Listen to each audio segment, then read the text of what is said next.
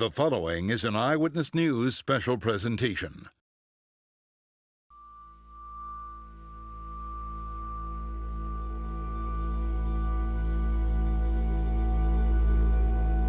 And again, we do have a lot of numerous reports of street flooding around New Orleans.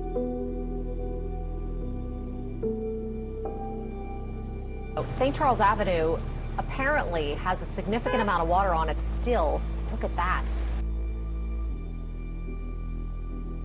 And when you hear that this has happened to some of these folks 2 and 3 times this year, and we're only in August? We need some answers to why this is happening more now than before.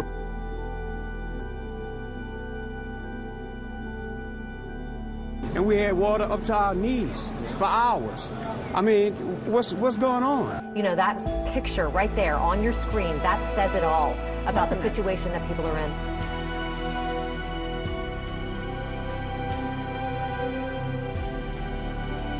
This is unacceptable. Something got to be done, man. If it ain't one thing, it's something else. This can't keep going on.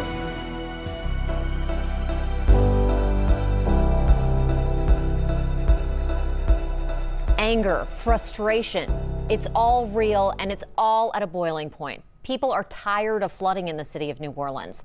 And 2 years ago, we said, we want to find out what the problem is. So we assembled a team of investigators. We spent hours, in fact, months digging into what the problem is with the drainage system in New Orleans. And when we went down the drain to do that investigation, we discovered there were 3 main things that were part of the problem. But now we're back here again 2 years later. Yeah, and we're finding that those problems that existed then continue. There have been some improvements, but we're finding that there are problems in places and areas that they didn't have them before and that we didn't expect it. And what were the problems before, which have been improved to a large extent, have exposed other weak links, maybe even bigger problems than we had before? Yeah, last time we were hearing questions about, are there pumps on?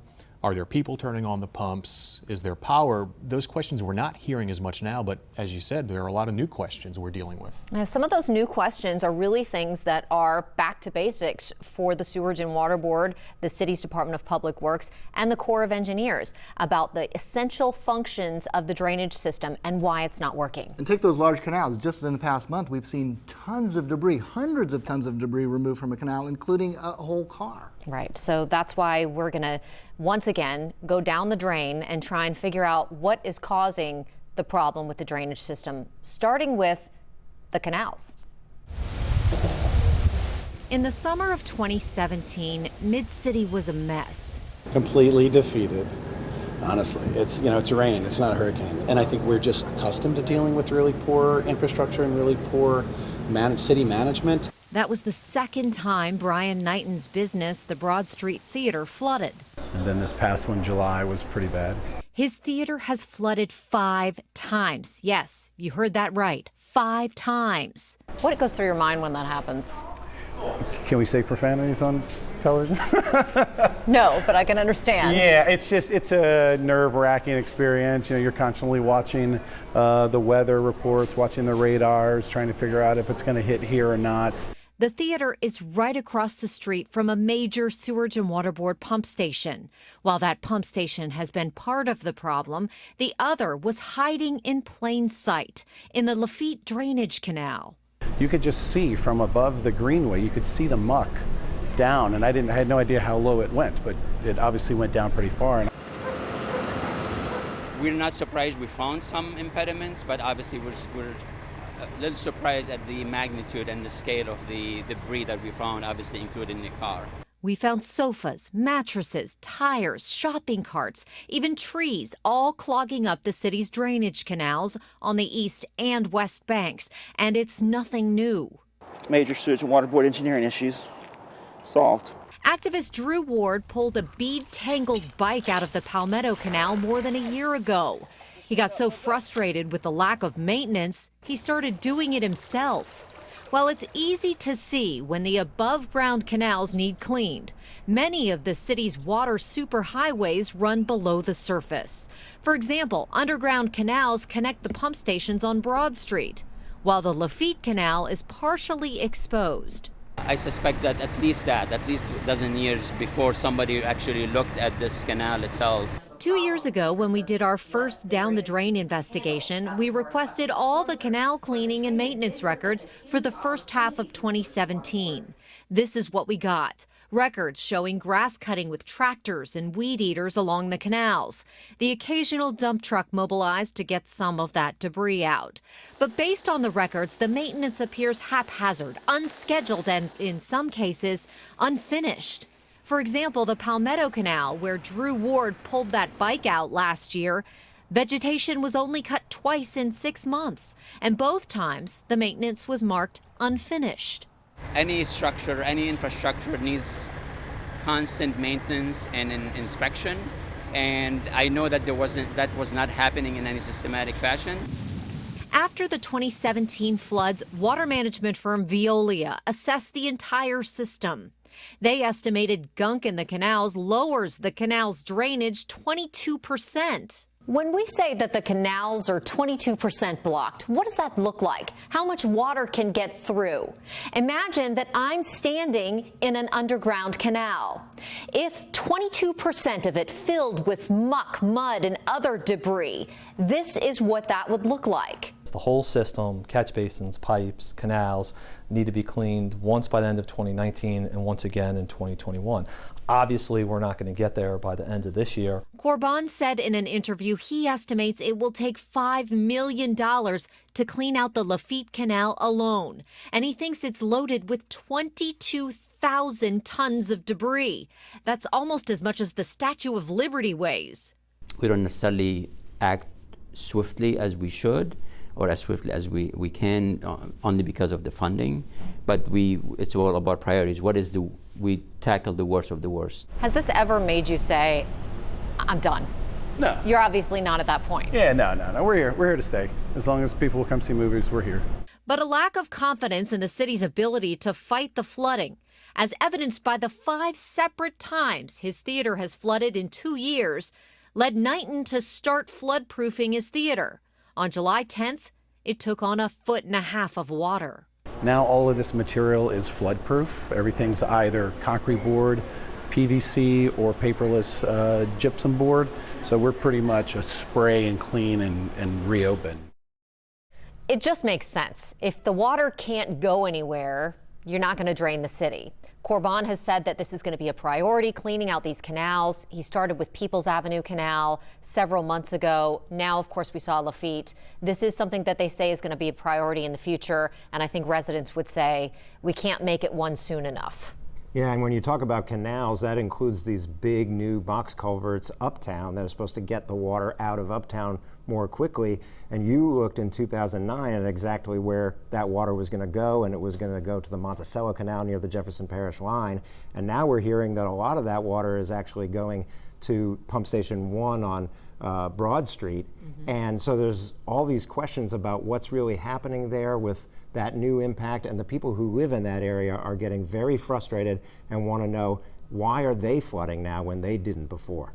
And even the Army Corps of Engineers itself, along with the city, is asking questions about what are the impacts of these canals. Exactly. They're actually doing a study right now to try to find out the impact of those sewer projects, and it should be out in the next few weeks. But we wanted to find out now why people who live in that uptown area are flooding. John Bozier said living next to construction of new massive sewer drainage culverts on Jefferson Avenue was like living through a daily earthquake for 5 years. When we bought the house, this sort of thing was level.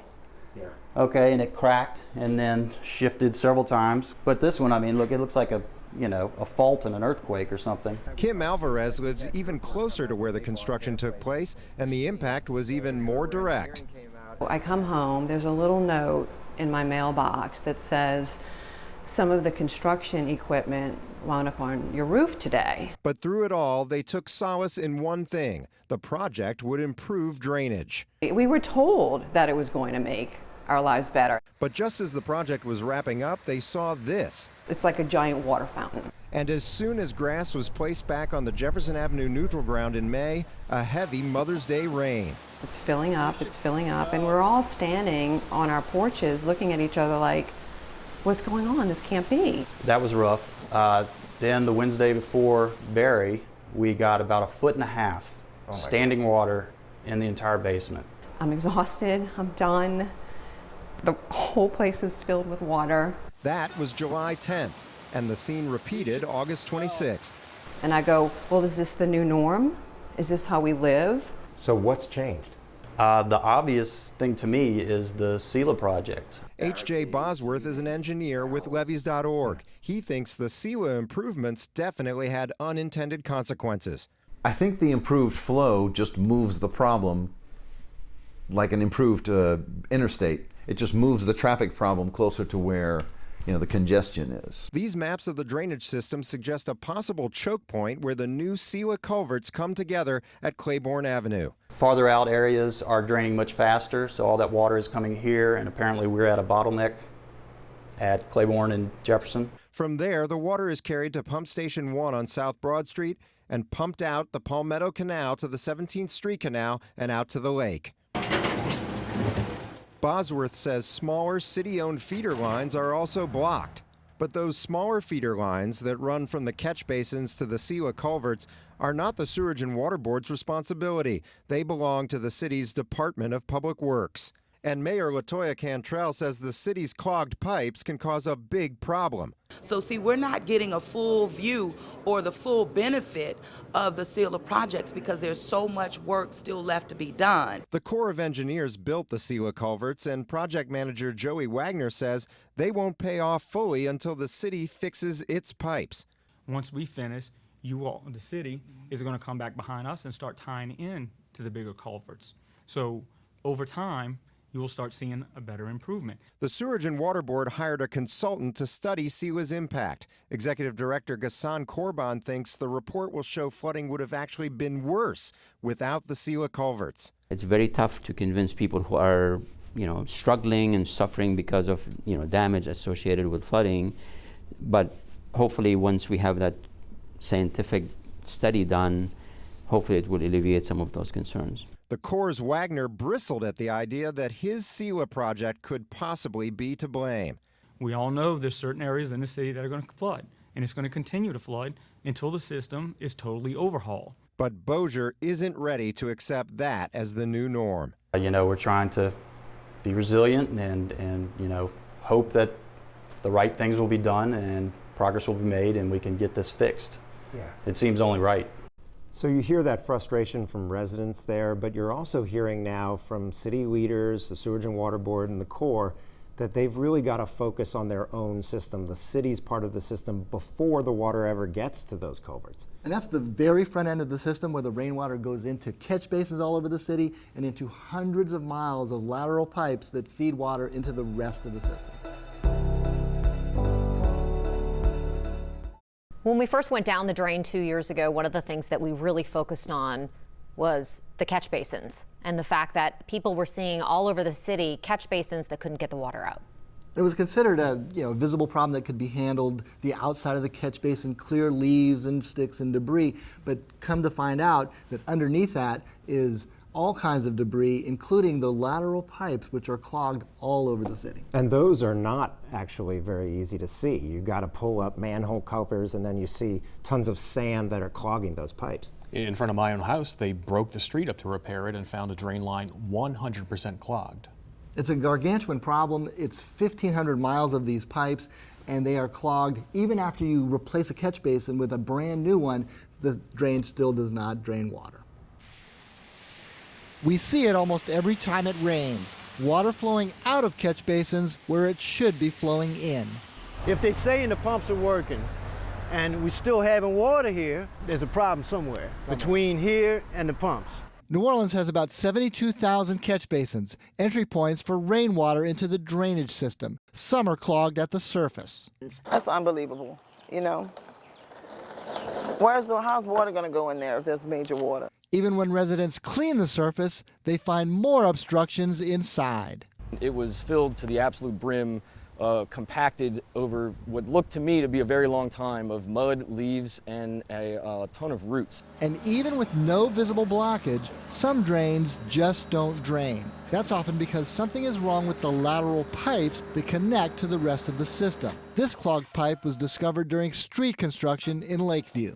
If the pipes were good, obviously we wouldn't have this problem. It would drain. There are about 1,500 miles of these lateral pipes crisscrossing the city. Oh, there are a lot of small laterals that Public Works and the Streets Department need to be able to repeatedly check and clean. But right now, there is no regular maintenance schedule. Just a few days ago, we found this. I'm here on South Claiborne Avenue, a major thoroughfare in New Orleans, and it hasn't rained in days. And yet here is a large pool of standing water. And if you go a little further, under the pool of water is a catch basin. We showed Ramsey Green, the city's deputy mayor over infrastructure. That's a problem, Mike, and we have it all over the city. And we're doing something about it in ways that has not been done before. In many respects, New Orleans is trying to catch up to neighboring Jefferson Parish. Jefferson has 9 vacuum trucks to clean 80,000 drains, and 9 more trucks are added before major storms. New Orleans used to have 8, but 3 are outdated and up for auction, and 2 are in the shop, leaving only 3. Come on, 3 vacuum trucks? It's nowhere near where this city should be, which is why when the mayor came in, she focused on getting more money to solve this problem. While the parishes have similar drainage issues, they have vastly different resources. Mayor Cantrell and her administration vowed to change that with money from tourism dollars known as the Fair Share deal. With the mayor's fair share, that doubles our maintenance staff.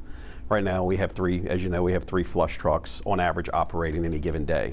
That increases us to 12. The disparity in resources between the parishes can be documented. Both rely on citizen complaints to pinpoint problems. This spreadsheet of New Orleans 311 calls shows hundreds of complaints dating back years. You have 311 catch basin complaints going back to the previous administration. Yes. Yes. That's a really long time. It's wrong. In Jefferson, it's never usually longer than a week or 2 before we can get to a complaint. Mitch Terrio is Jefferson Parish's director of drainage. He has a crew of about 300 employees. In New Orleans, drainage falls under the Department of Public Works, which is trying to get up to 100 employees total. We showed Terrio some of the clogged drains we found in New Orleans. How long would that be able to exist in Jefferson without getting some attention from you? I'd be in trouble in a few days if we hadn't addressed something like that. While New Orleans officials are blunt about the challenges, it's been in crisis since we've been here and well before. They are optimistic about where the city is heading. Because we're changing the narrative, we're putting the money where it should be, we're fixing these things. Well, as you can see, things operate very differently in Jefferson Parish than they do in New Orleans. But New Orleans is unique, right? They've got 2 different agencies that have to work together.